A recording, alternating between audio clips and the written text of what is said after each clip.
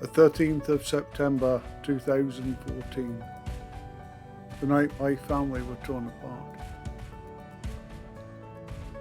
Just a few days beforehand, I had moved most of my family to my home. The 13th September was a beautiful day. We'd filled it full of family love and laughter and my hope my brother would come home safe.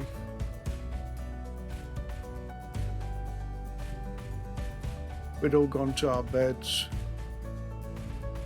I'm sat on the side of my bed. I'm dressing and my phone began to ring.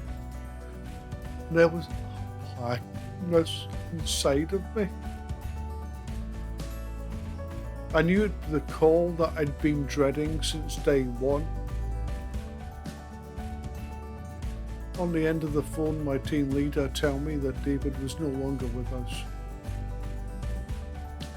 I was the biggest coward in the world. If I could have run away from telling my family, I would have done, but I couldn't. I couldn't let it be a stranger that told my family, their son, their uncle, their godson, their father was dead. So I gathered my family together. I took my mum's hands and told her her son could no longer be hurt anymore.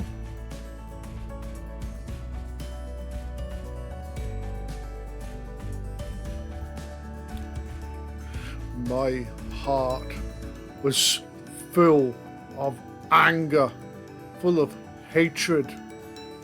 I wanted to go to Syria and kill. And if I could have gone to Syria in that moment,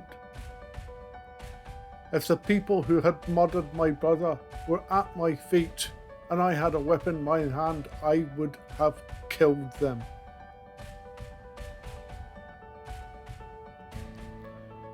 And the strength of that anger and hate, it shook me.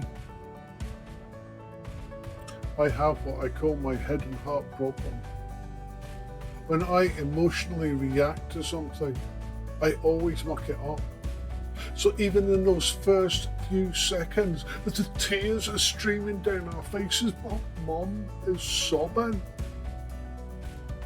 I tried to think, what was the murder of my brother about?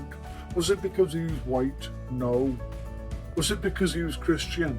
No. Was it because he was humanitarian? No. He was nothing to them. And then it hit me like a bolt of lightning that what they wanted was for me to stand in front of you and preach hate, point a finger at a people, at a religion, and spread hate.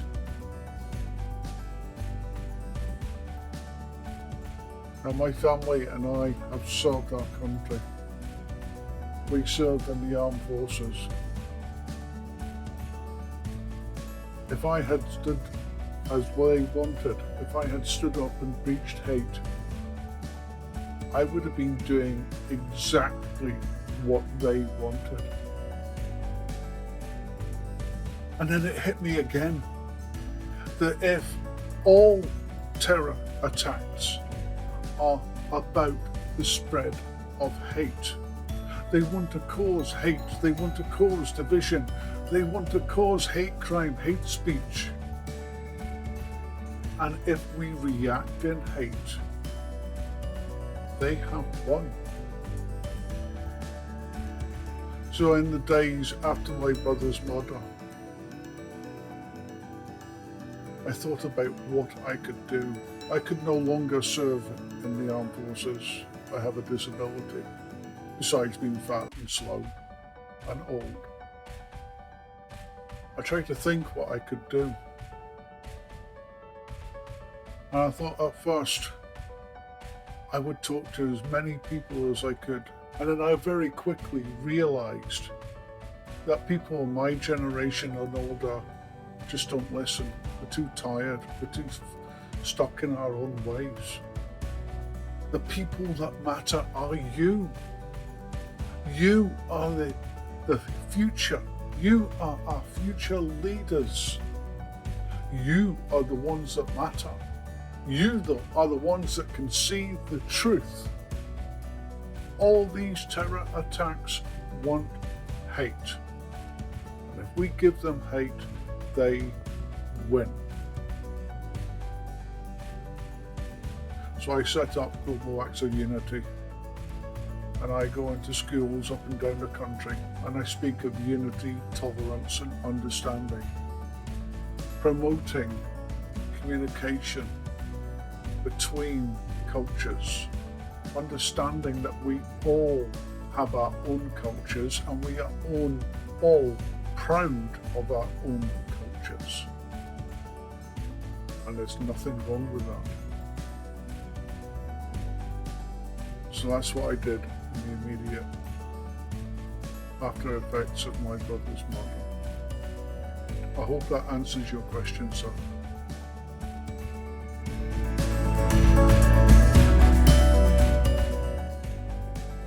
Why did I say that ISIS are not an Islamic terrorist group? It's the same way that the far right are not Christian terrorists, that the Ku Klux Klan are not Christian terrorists. They might say that they're Christian, but they're not. And if you look at it, if you look at what ISIS did, if you look at their actions, the killing of their own people, the killing of innocent women and children, the terror that they instilled in the population that they controlled. Now, I liken my knowledge of Islam to a little toddler learning to walk. But even I know that the Quran states you will not kill a man of God. That is someone who believes in God. That is someone who is Jewish, someone that is Christian, someone that is Muslim. They killed them, they murdered them, they butchered them, they tortured them. So they are not Islamic. The Quran also states that you will not kill the Good Samaritan. Now, my brother was a humanitarian worker. By his very nature, the very nature of humanitarian work, they are doing the Good Samaritan's job. They murdered him. They murdered Alan Henning. They've murdered other charity workers. They are not Islamic.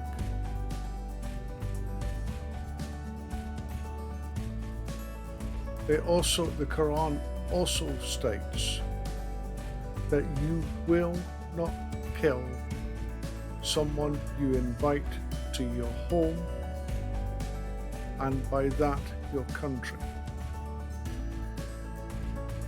David and his colleagues were invited into Syria to help bring support, kindness, shelter, food to those people fleeing from the fighting. Most of them were Muslim. They do not represent Islam.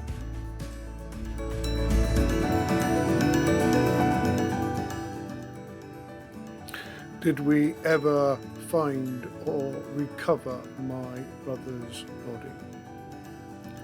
The short answer to that is no.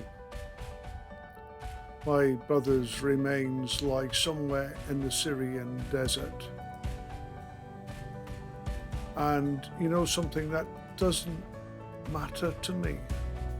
I don't need my brother's remains to mourn over.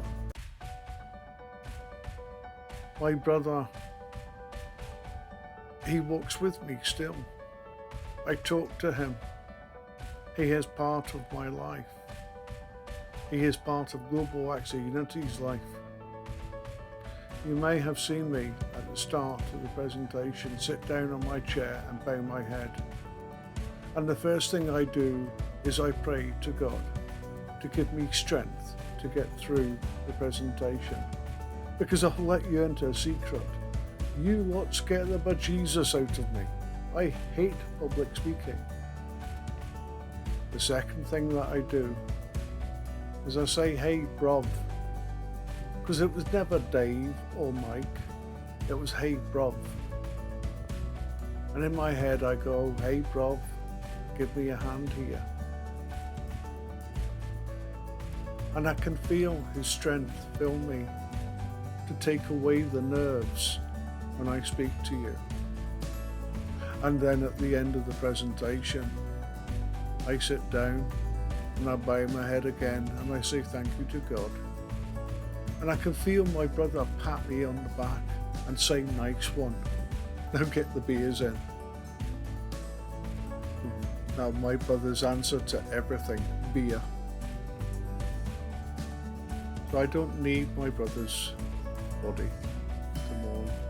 My brother walks with me still, the same way as my mom and my dad, who have both passed away, walk with me still. I hope that answers your questions.